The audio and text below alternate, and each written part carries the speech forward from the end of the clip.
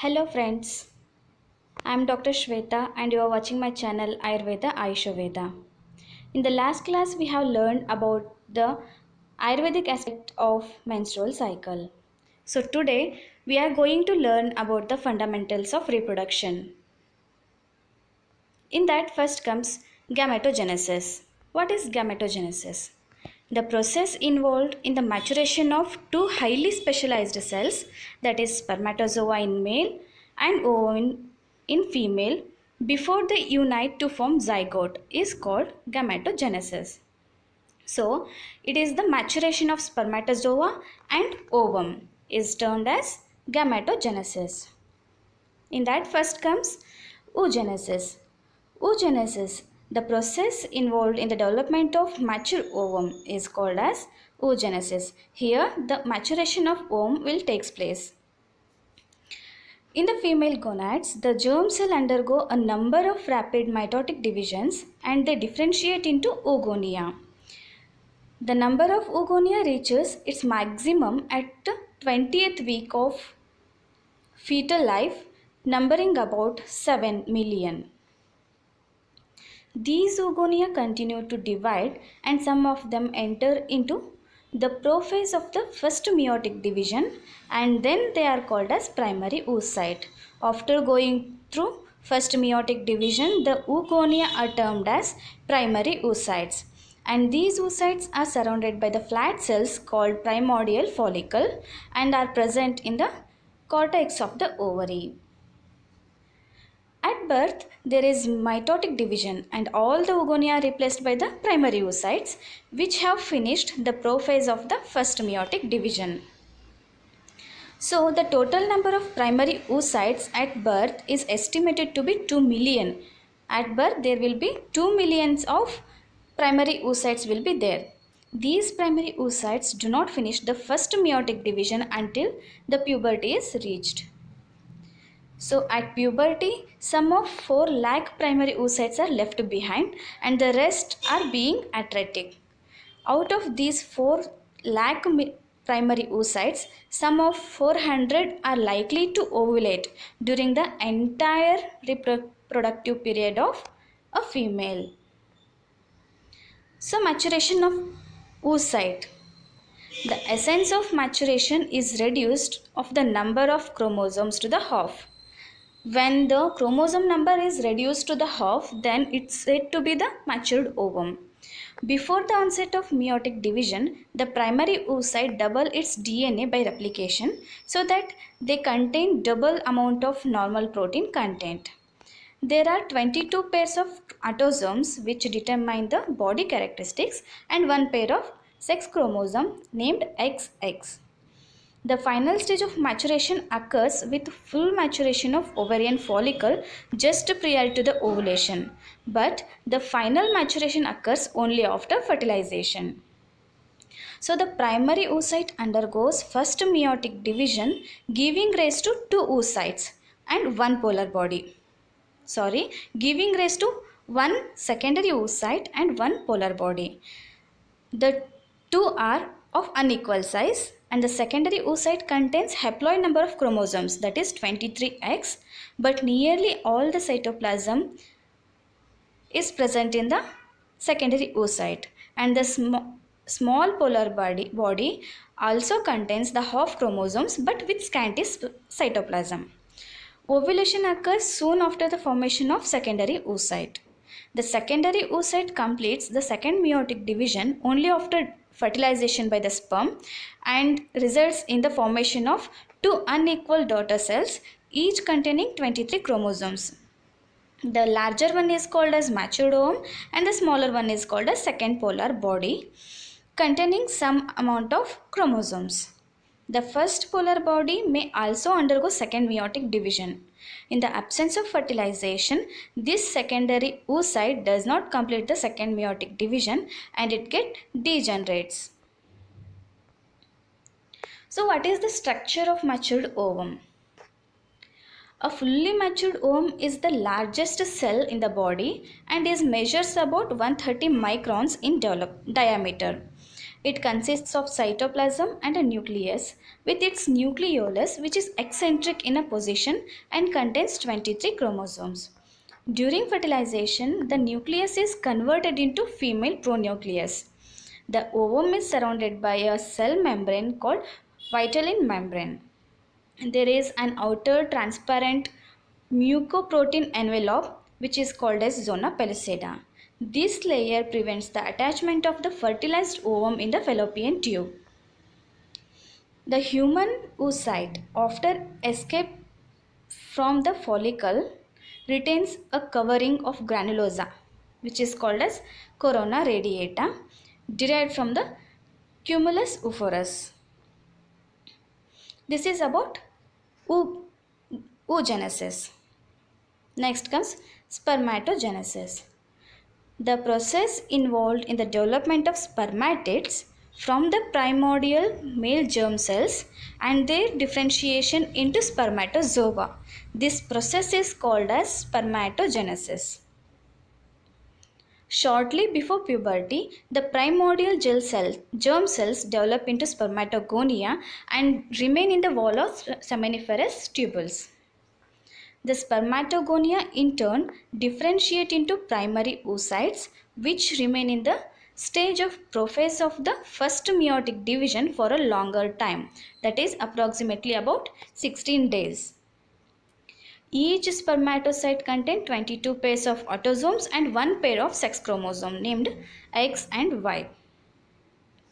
With the completion of first meiotic division, two secondary spermatocytes are formed having equal share of cytoplasm and haploid number of chromosomes, either 23X or 23Y. Then immediately follows the second meiotic division with the formation of 4 spermatids. 2 spermatids divide to form 4 spermatids, each containing haploid number of chromosomes 2 with 23X and another 2 with 23Y chromosomes. Immediately after the formation, extensive morphological differentiation of the spermatids occurs without further division to convert into spermatozoa. So, immediately after the formation of 23X and 23Y22 spermatids, extensive morphological differentiation of these spermatids occurs without further division and they converted into spermatozoa. This process is called as spermatogenesis. In man, the time required for the spermatogonium to develop into a spermatozoa, that is matured spermatozoa, is about 61 days. So what is the structure of mature spermatozoa? It has got two parts, head part and tail part. The head consists principally of the condensed nucleus and acrosomal cap. Acrosomal cap is rich in enzymes. And the tail is further divided into 4 zones. One is neck part, second one is middle piece, third one is principal piece, and fourth one is end piece, that is tail part's last part is end piece. In this picture you can see the structure of spermatozoa. Next comes ovulation. As we know, ovulation is the process whereby a secondary oocyte released from the ovary following rupture of mature Graafian follicle and become available for conception. This process is called as ovulation. It is influenced by the hormone, luteinizing hormone, and it occurs on the 14th day of menstrual cycle in a normal cycle.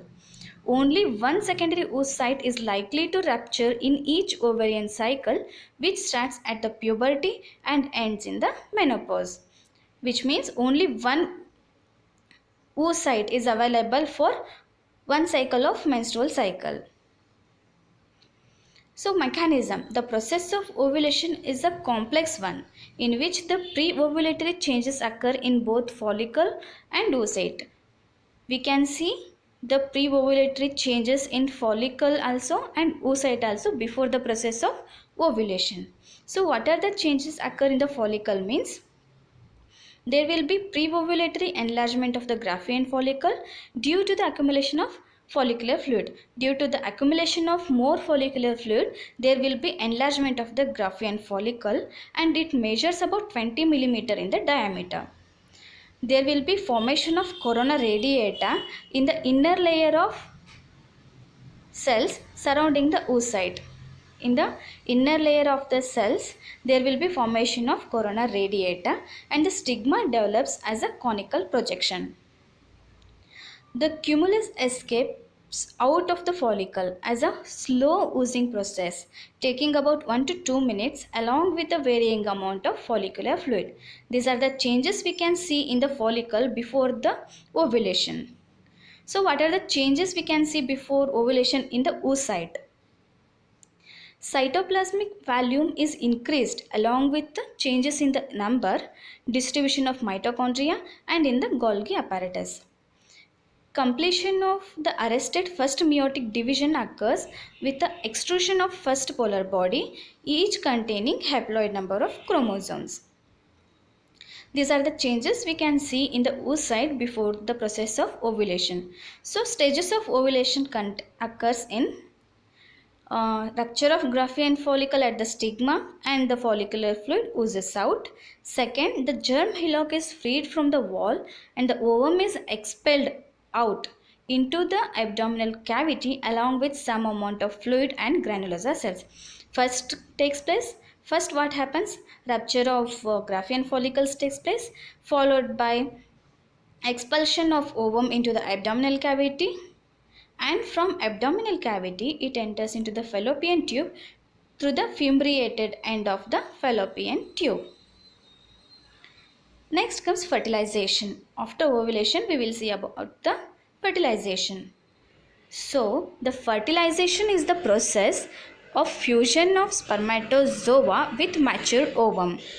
The process in which the mature ovum and mature spermatozoa get united is called as fertilization. It begins with sperm egg collection and ends with production of mononucleated single cell called zygote. After the fusion of spermatozoa and mature ovum, that fusion is called as zygote. The objectives of fertilization are: first, to initiate the embryonic development of the egg, and second one is to restore the chromosomes number of the species. So almost always the fertilization occurs in the ampullary part of the uterine tube. Fertilization span of oocyte, that is matured ovum, is ranges from 12 to 24 hours, whereas that of sperm is about 48 to 72 hours. Out of hundreds of millions of sperm deposited in the vagina at a single ejaculation, only thousands capacitated spermatozoa enter the uterine tube, while 3 to 500 reach the ovum. Which means from a single ejaculation there will be hundreds of millions of sperm will be deposited in the vagina. Among this number of sperms, only thousands of capacitated to enter the uterine tube.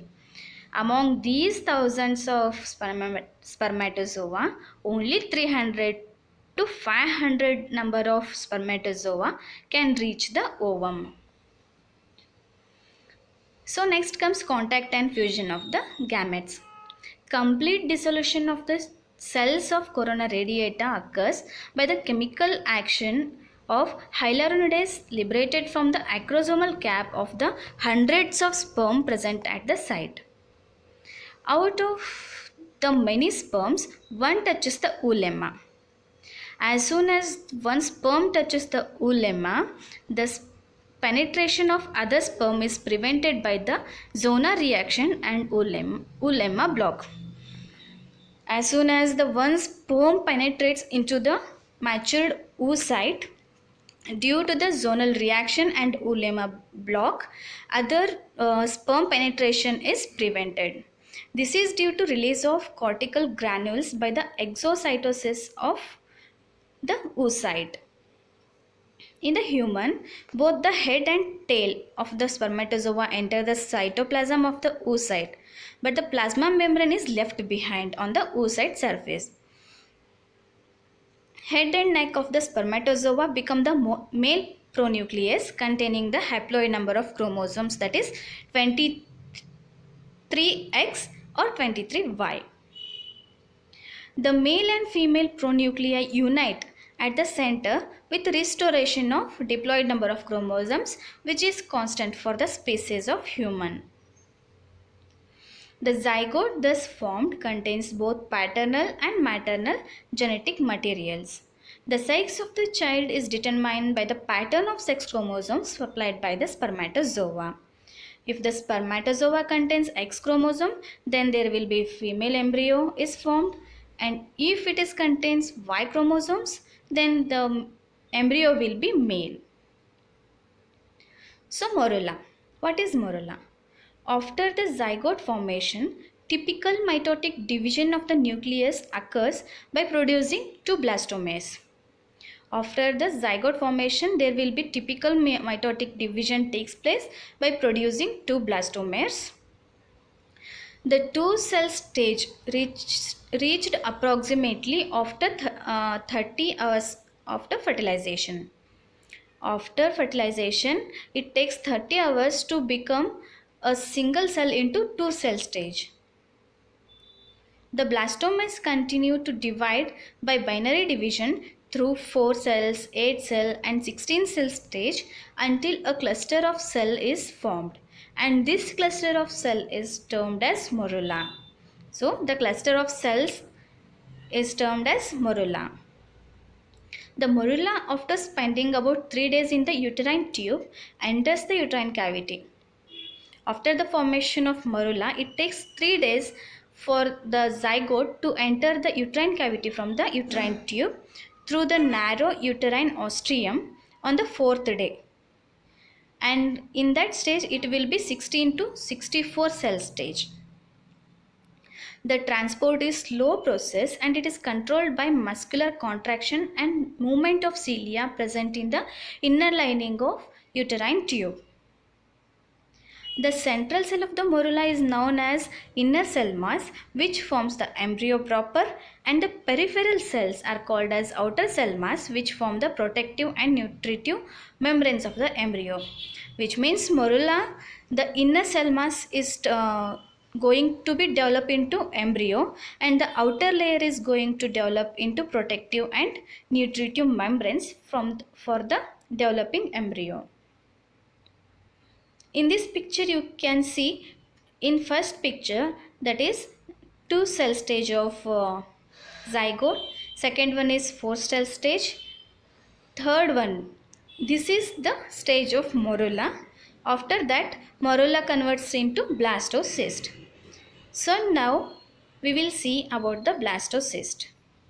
While the morula remains free in the uterine cavity on 4th and 5th day, it is covered by a film of mucus. The fluid passes through the canaliculi of the zona pellucida, which separates the cell of the morula, and it is termed as blastocyst. Due to enlargement of the blastocyst, because there will be rapid division of the cells, because of that there will be enlargement of the blastocyst.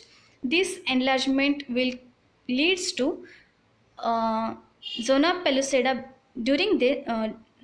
During this process, the zona pellucida becomes stretched due to enlargement of blastocyst. It is stretched, thinned, and gradually the zona pellucida disappears. Lysis of zona and escape of embryo is called as zona hatching. As the blastocyst develops and enlargement takes place, the zona pellucida gradually disappears and the embryo get escaped. This process is called as zona hatching. The cells in the outer cell of the morula become profectoderma and inner cell become inner cell mass. The trophectoderm differentiates into chorion, that is, it develops into placenta later, and the inner mass cell will convert into embryo. The embryo will develop from the inner cell mass, whereas the chorion, that is placenta and other membranes, are developed from the trophectoderm. Completely undifferentiated cells are called pluripotent embryonic stem cells, and these are able to produce mature somatic cells of any germ layer. That is, by these stem cells, the ectoderm, mesoderm, and endoderm will develop. Next comes implantation. Implantation occurs in the endometrium of the anterior or posterior wall of the uterus, near the fundal part of the uterus on 6th day, which corresponds to the 28th day of regular menstrual cycle. So implantation occurs through the 4 stages. First one is apposition, second one is adhesion, third one is penetration, and fourth one is invasion. So the implantation occurs in these 4 stages: apposition, adhesion, prevention, and invasion. Endometrium at the implantation site. The endometrium is in the secretory phase corresponding to 20 to 21 days of cycle. The microvilli on the surface of the trophectoderm interdigitate with the decidual cells to form the junctional complexes. Endometrial receptivity and molecular signaling during implantation is induced by the hormone progesterone, leukemia inhibiting factor, prostaglandins, and COX-2. Decidua. Decidua means the decidua is the pregnant uterus endometrium. That is, the endometrium of the pregnant uterus is termed as decidua. The decidual reaction. The increased structural and secretory activity of the endometrium that is brought about in response to the progesterone following implantation is known as decidual reaction. That is, the increased structural and secretory activity of the endometrium. There will be increased structural and secretory activity of the endometrium in response to produce progesterone following the implantation is known as decidual reaction. The decidua is differentiated into 3 parts. After implantation, the decidua can be differentiated into 3 parts. That is, one is decidua basalis, that is the portion of decidua in contact with the base of the blastocyst. Decidua capsularis, the thin superficial compact layer covering the blastocyst, and Decidua parietalis, the rest of the decidua lining the uterine cavity outside the site of implantation. So it can be divided into 3 parts based on the site of blastocyst. One is Decidua basalis, second one is Decidua capsularis, and third one is Decidua parietalis. So what are the functions? It provides a good nidus to the implantation of the blastocyst. It supplies nutrition to the early stage of growing ovum by its rich sources of glycogen and fat. And Decidua basalis takes part in the formation of basal plate of the placenta. Next comes the chorion and chorionic villi. The chorion is the outermost layer of 2 fetal membranes, that is chorion and amnion. It consists of 2 embryonic layers, that is outer trophoblast and inner primitive mesenchyma. Third one is next, the sincere trophoblast produces irregular finger-like projections which are lined internally by the cytotrophoblast. In this picture you can see the structure of chorionic villi and chorion. These finger-like projections are called as primary stem villi, surrounded by the lacunar spaces which will later form into intravillous space. There will be 3 types of villi are formed. First one is primary villi, second one is secondary villi, and third one is tertiary villi. These can be divided into primary villi, secondary villi, and tertiary villi based on their development and function. So in the next video I am going to explain about the development of placenta in detail, and this is the reference. Thank you.